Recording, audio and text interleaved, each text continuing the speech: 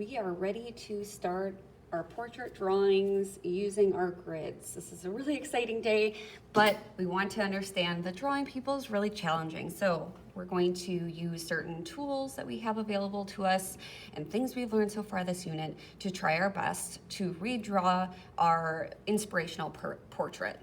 For my portrait, I'm drawing Breonna Taylor, and today I have my first drawing finished, so this is where we're going to get to eventually. So what I have for my demonstration today is my paper with just my grid, and I'll talk about what techniques I use to take this photo that's larger and redraw it with the same proportions, facial features, details, just slightly smaller on this paper.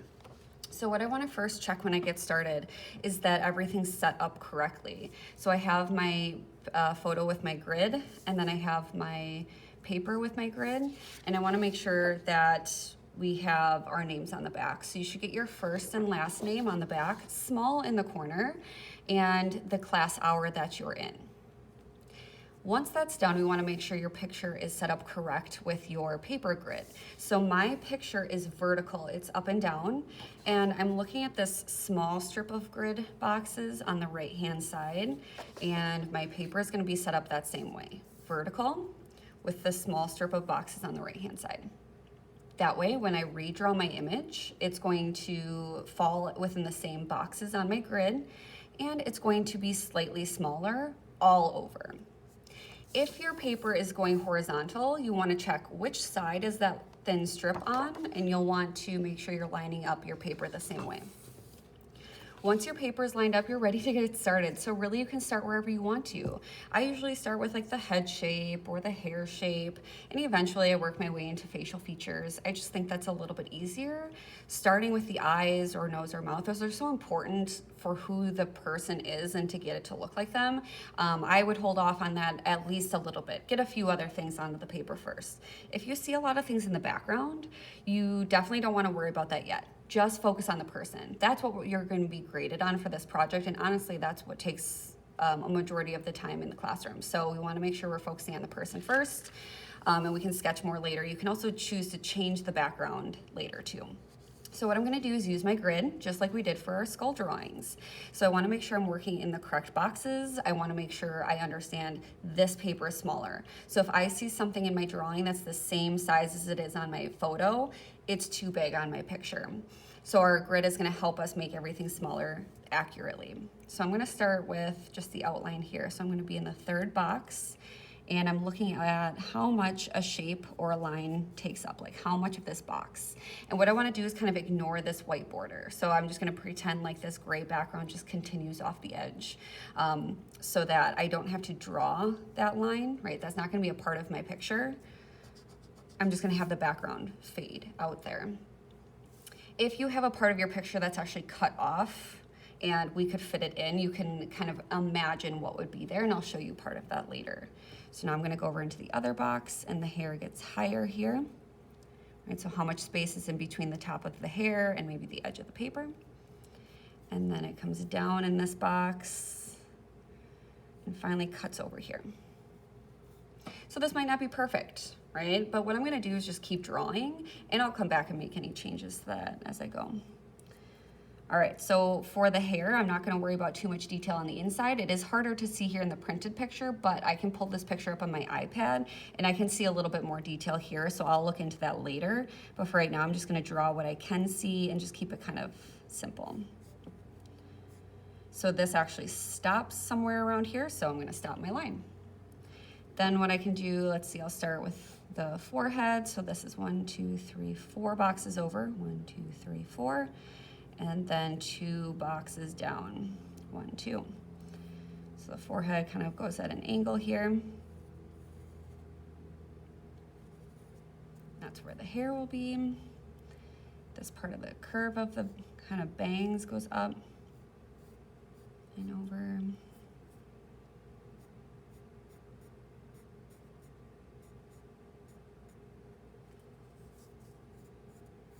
I always want to stop and check, like, is that right? Does it need to be moved at all?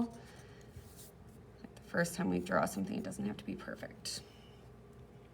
I find that getting this part of a person in first is just a little bit easier. Like it's easier to make changes to if I don't get the eyes right the first time. I find that really frustrating. So what I'm doing is just starting with an area that I know I can do, and I'll get to the more complex stuff in a minute.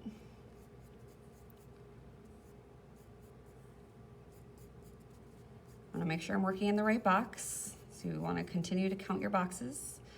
And I'm getting to some details of the hair, so we'll talk about that a little bit more in a minute.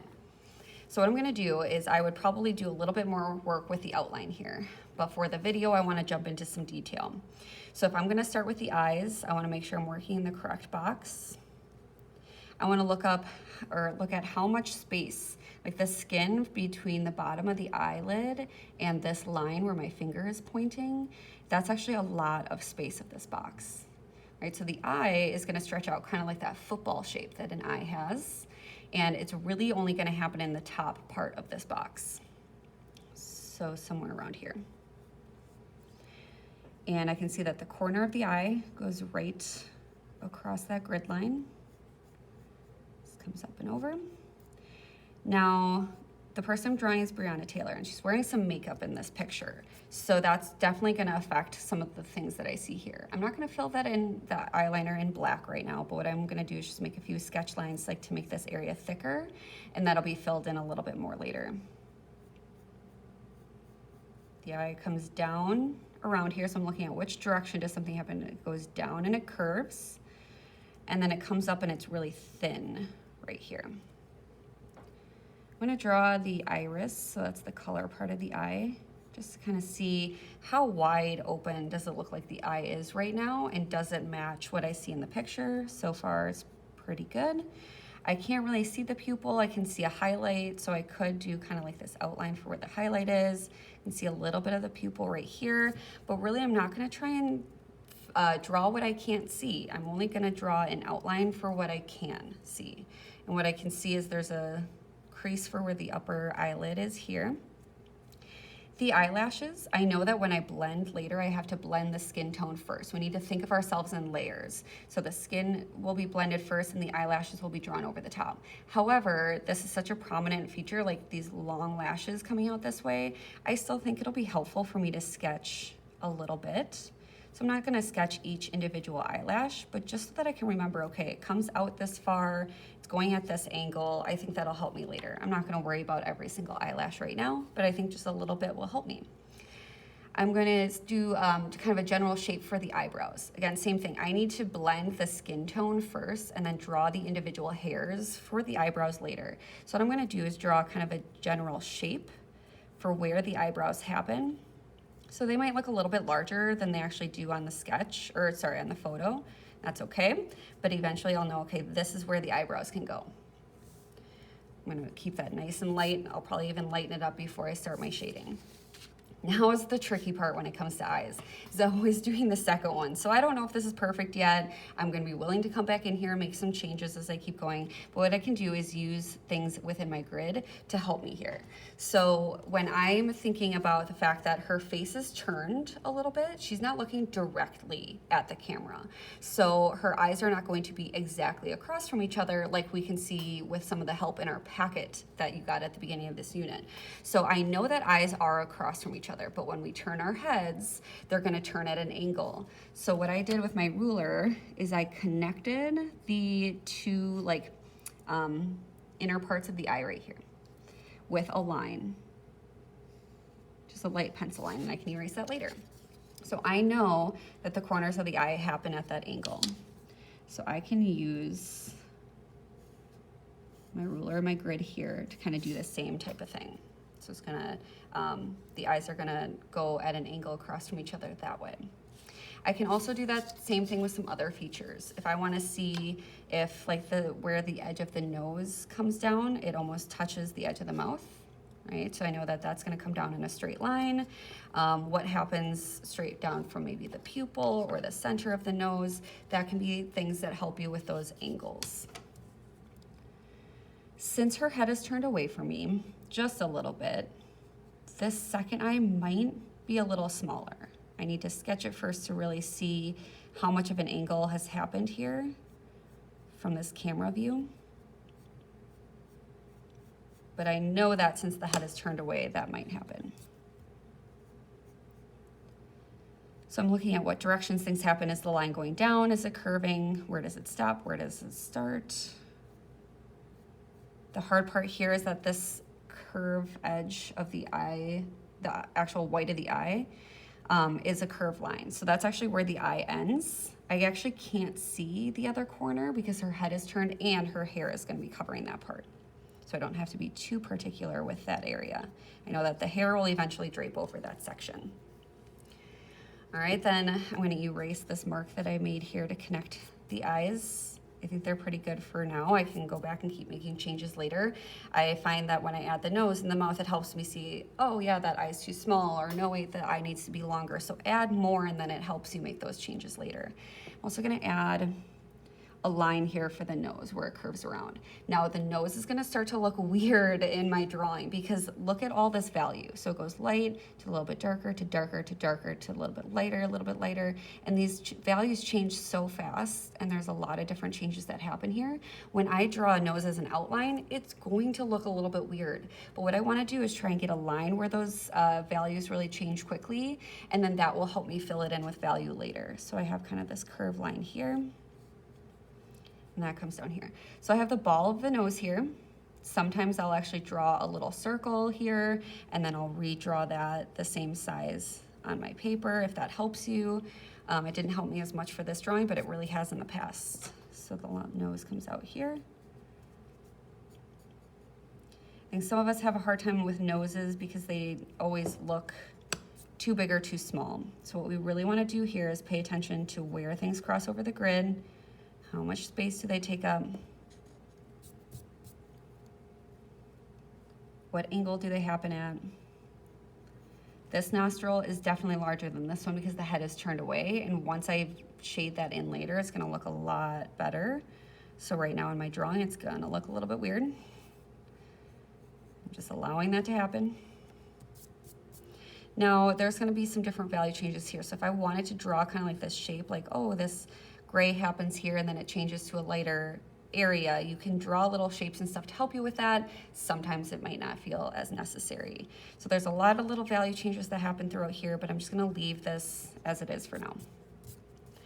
All right, so what I'm gonna do now is look at the angle of the lips. So the middle, if you kind of feel underneath your nose, you'll feel a little indent there that goes straight down when you're looking straight at a camera, but it's going at an angle because her head is turned away.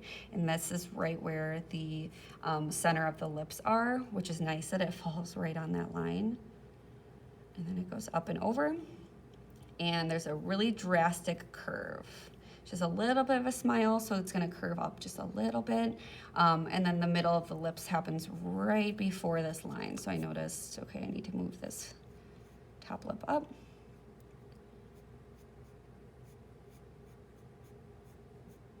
And it's at an angle, right? This line does not go straight across. It goes up to form the middle part of the lips. This is a hard part as well because since her face is turned away from us, there's a little bit of a curve here. So I want to follow what I see. I know that lips come out to a point on this edge, but for this photo, that part's cut off and there's going to be a little curve here. So sometimes I'm going to use what I know about facial features to help me get something accurately. And sometimes I'm going to kind of say, you know what, I'm going to ignore what I know about lips and just follow what I see happening in the picture because they're not going to come out to the point there. The hardest part too is that unless someone is wearing like a defined lipstick or detailed makeup, you might not see harsh edges around lips either. So there's kind of this subtle value change that happens right here. So right now it's gonna look a little weird outlined, and I just have to know later when I blend that away, it will look better. I need this side of the face over here, so I'm gonna start to just keep going around and try and draw things accurately. So something that I wanna point out, so my photo, I'm just gonna kind of imagine that her shoulder continues here and here. So these things that happen over here, I'm I'm just gonna kind of imagine that they keep going until they would end. Because this is such a small area, I can kind of imagine how those are going to go. If that doesn't work well for you, talk to me in class about ways we can work with those gaps if they happened in your picture. So with the shirt, I'm just gonna show you my finished drawing and talk about a few suggestions I have. There's these really big shadows. So instead of drawing all the different shapes of the value changes, I just drew the darkest shadows on the t-shirt to kind of help me eventually fill that in so it looks like the shirt is wrinkled, and that's what makes her arm looks like her arm is held up to take the selfie. So I have a few different wrinkles in here.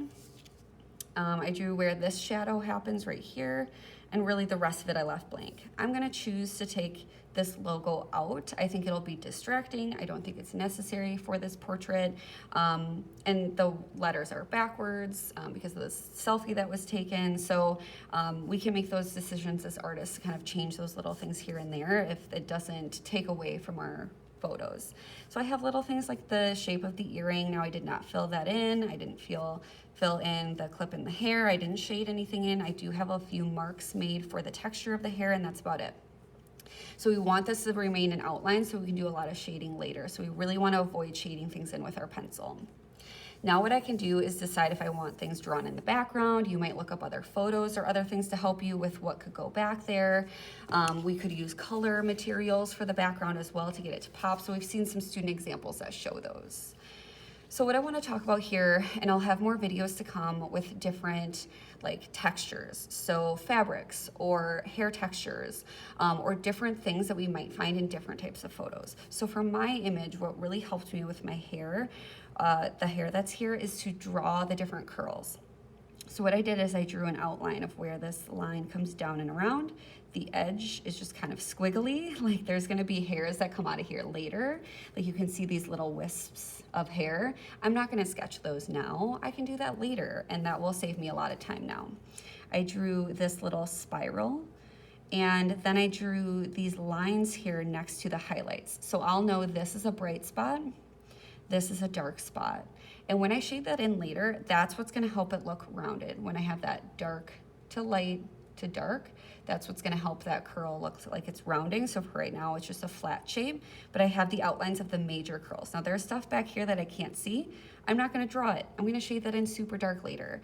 There's a few wisps of hair that I drew right here, but really I need to shade that skin tone in first, so I'm gonna draw way more of those details later. The little wisps of hair over the ear, haven't drawn those yet because I'll need to shade and then add those over the top. So I really drew the biggest curls that stood out to me, and the rest of them will come later. So you can look for more videos on how to do different textures of hair, different values of skin, different textures of clothing, whatever we're starting to find in your individual pictures. We might need to do a little bit more research with how to draw them. How-to videos are really helpful. I could search how to draw hair with texture, how to draw dreads, how to draw fabric, how to draw fuzzy fabric. So the words we use with our searches can help us look up way more drawing examples and how-to videos and tutorials. Our biggest goal is to get the most important details outlined. Again, we're not shading yet, and we want to make sure that when we start shading, we have things to fill in so that we can make our person look like them. Good luck.